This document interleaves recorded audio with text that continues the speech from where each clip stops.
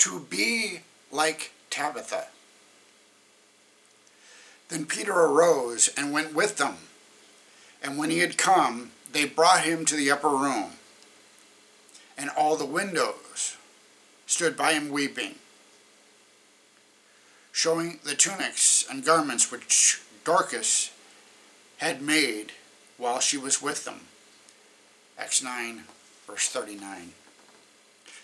Tabitha, also known as Dorcas, was one of those church members that pastors love to have around.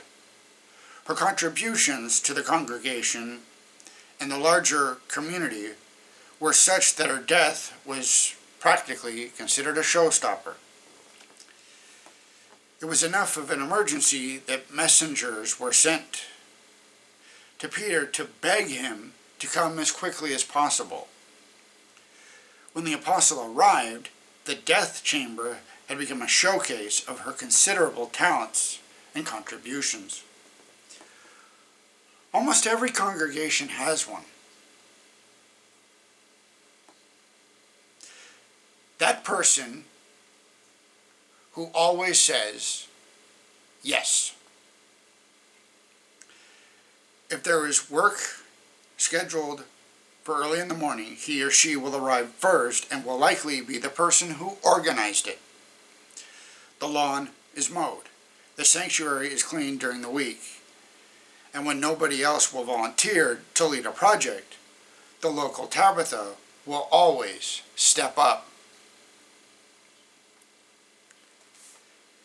It causes me to ask a question of myself. If I should die tomorrow, would my discontinued participation in God's church be noticed? Since Christ is coming, to Christ, has my life really been about the kingdom of Christ?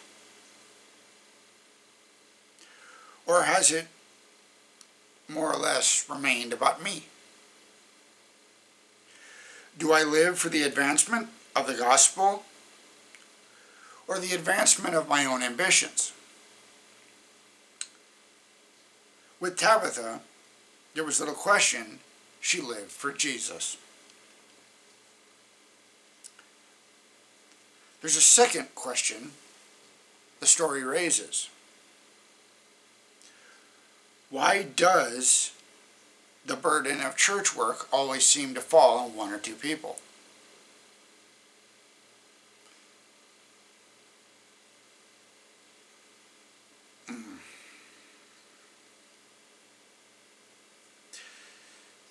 While the rest take their contributions for granted, sometimes it seems that way.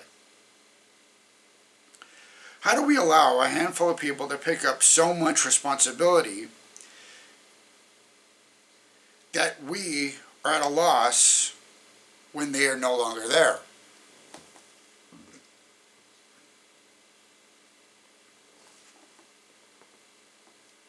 Should the life of the church depend so heavily on a few individuals that the congregation is never more than one or two funerals away from going out of business? Well, I think that's a little overdramatic.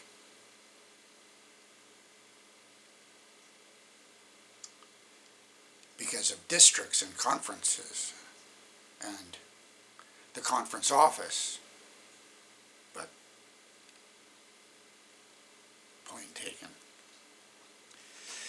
To be sure, we do not know that this was the case with the congregation at Joppa.